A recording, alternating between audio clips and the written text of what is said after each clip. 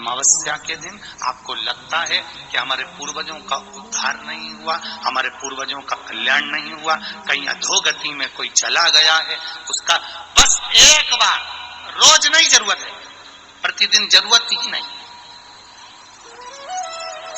महीने में एक बार अगर अमावस्या के दिन भी आपने चंदन के थोड़ा सा चंदन अगर मेरे देवाधिदेव महादेव को 7 स्थान पर समर्पित किया है।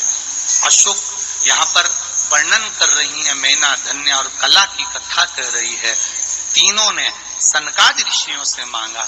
चंदन भगवान को अति प्रिय होता है और चंदन ही एक ऐसा होता है जो पितरों को भी प्रिय होता है, जिसका स्पर्श मात्र लगने से पूर्वजों का कल्याण हो जाता है। वो चंदन का 7 स्थान शिवलिंग के बताए हैं, जहां पर भूल से भी अगर कोई चंदन की उंगलियां लगा देता है। 7 स्थान ऐसे हैं जहां चंदन की मात्र उंगलियां लगा देने से ही शिव पितृलोक के पितरों को मुक्ति प्रदान करके वैकुंठ लोक का निवास दे देते हैं। 7 स्थान।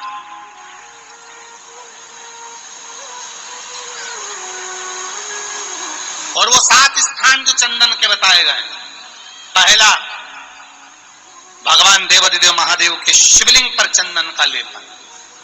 समझ लेना जरा बहुत अच्छे से। आपको लगता है स्वप्न में कोई मुर्दे दिख रहे हैं, या कोई जल रहा है, या कोई मर रहा है, या कोई चला गया है, ऐसा भय लगता है।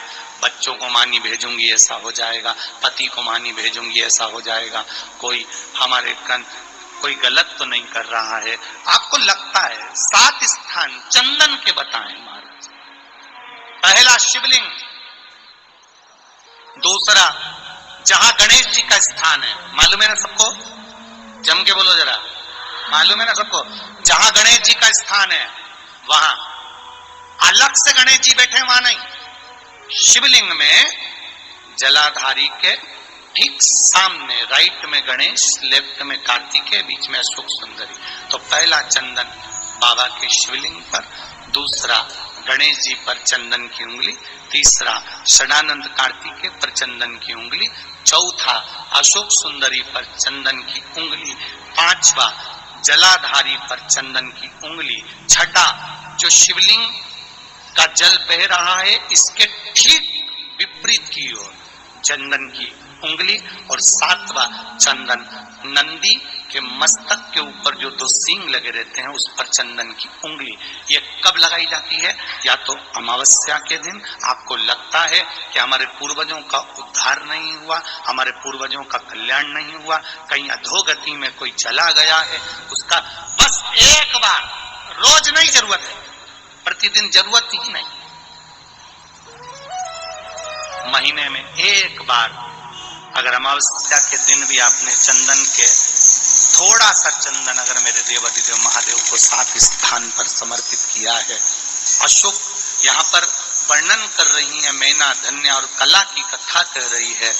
तीनों ने सनकादि ऋषियों से मांगा।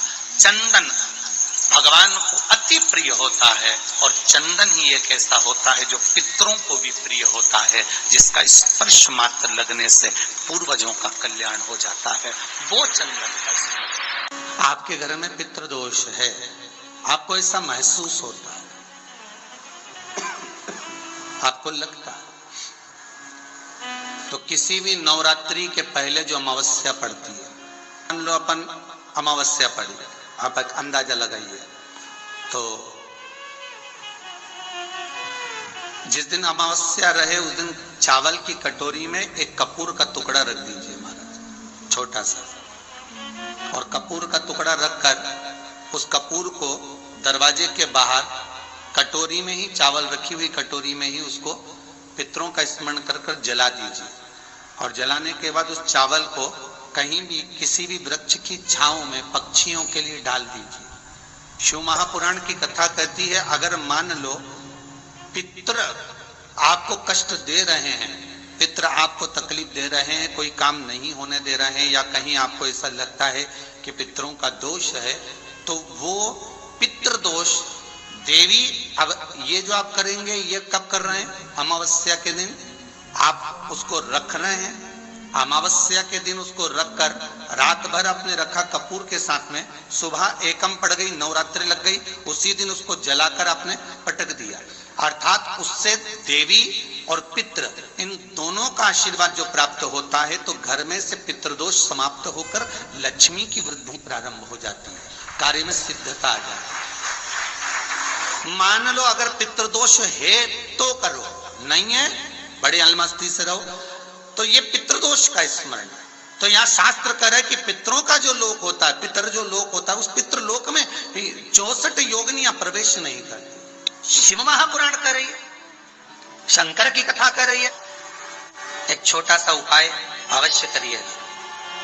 मान लो आपको लग रहा है कि आपके घर में पितृदोष है, आपको ऐसा महसूस होता है, अमावस्या पड़ती है, चावल की कटोरी में एक कपूर का टुकड़ा रख दीजिए, छोटा सा, और कपूर का टुकड़ा रखकर उस कपूर को दरवाजे के बाहर कटोरी में ही, चावल रखी हुई कटोरी में ही उसको पितरों का स्मरण कर कर जला दीजिए। और जलाने के बाद उस चावल को कहीं भी किसी भी वृक्ष की छांव में पक्षियों के लिए डाल दीजिए। शिव महापुराण की कथा कहती है, अगर मान लो पितृ आपको कष्ट दे रहे हैं, पितृ आपको तकलीफ दे रहे हैं, कोई काम नहीं होने दे रहे हैं, या कहीं आपको ऐसा लगता है कि पितरों का दोष है, तो वो पितृ दोष देवी, अब ये जो आप करेंगे ये कब कर रहे हैं? अमावस्या के दिन आप उसको रख रहे हैं। अमावस्या के दिन उसको रखकर रात भर आपने रखा कपूर के साथ में, सुबह एकम पड़ गई, उसी दिन उसको जलाकर आपने पटक दिया।